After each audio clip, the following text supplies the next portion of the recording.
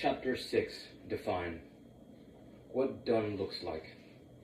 400 years ago, Gustav II, the King of Sweden, saw the vital need to upgrade his armada of ships.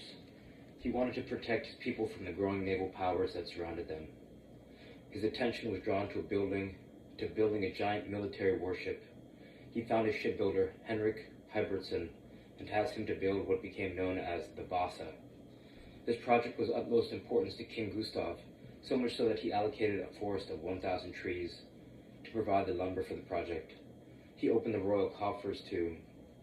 He assured Hybertson that he would have almost an unlimited budget to complete the project successfully. Unfortunately, the king did not have a clear vision of what the final product would look like.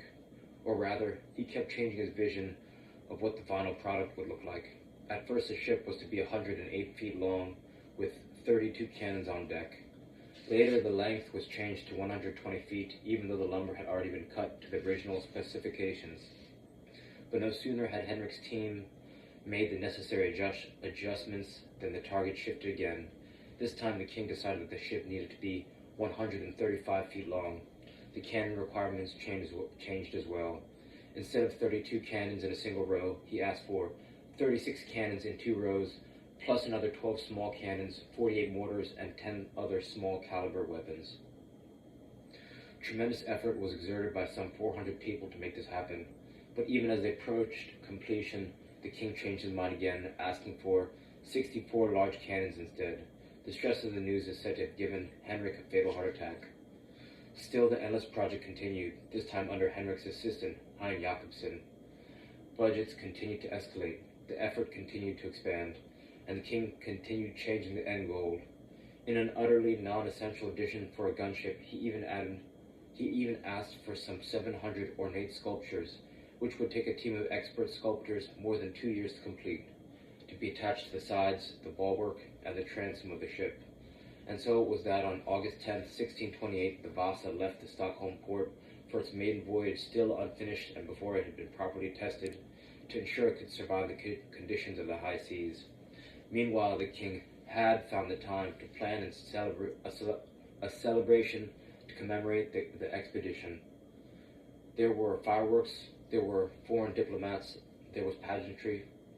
As the ship sailed away, the gun ports were open and the guns were pointing out so that they could fire a salute to the dignitaries on shore.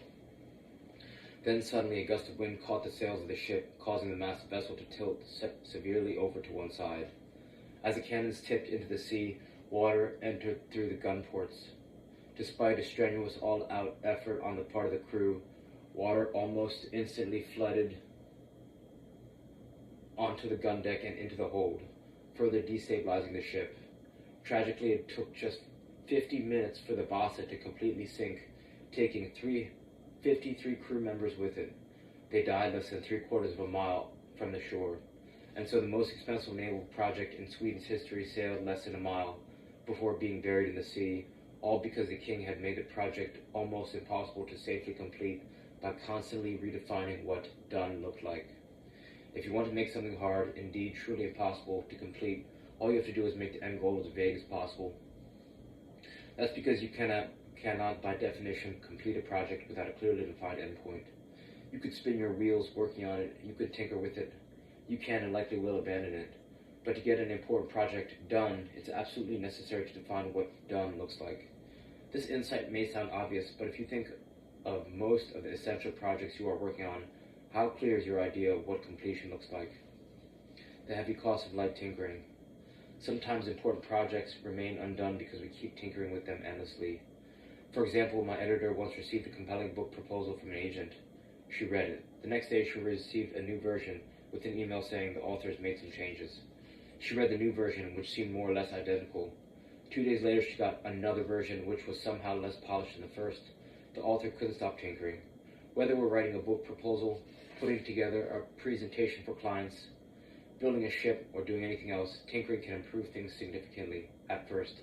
But there comes a point where the law of diminishing returns sets in, a point where our efforts begin to outpace our improvements.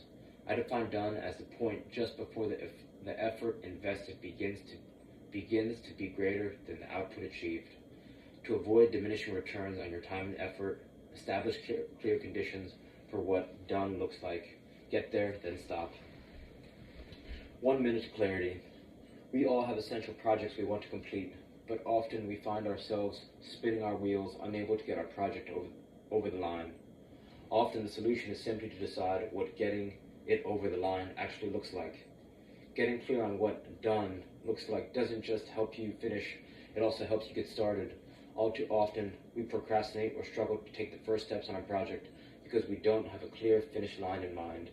As soon as you define what done looks like, you give your conscious and unconscious mind a clear instruction. Things click into gear and you can begin charting a course toward that end state. It's surprising how much clarity on this you can achieve in a 1 minute burst of concentration. For example, when you have an important project to deliver, take 60 seconds, close your eyes, and actually visualize what it would look like to cross it off as done. I've addressed each of the questions the client posed and proofread it once. It takes only 1 minute of concentration to clarify what done looks like. Getting the outcome clear focuses you like nothing else can. All of your resources shift into gear to bring that outcome to fruition. Vague goals. Lose weight. What done looks like.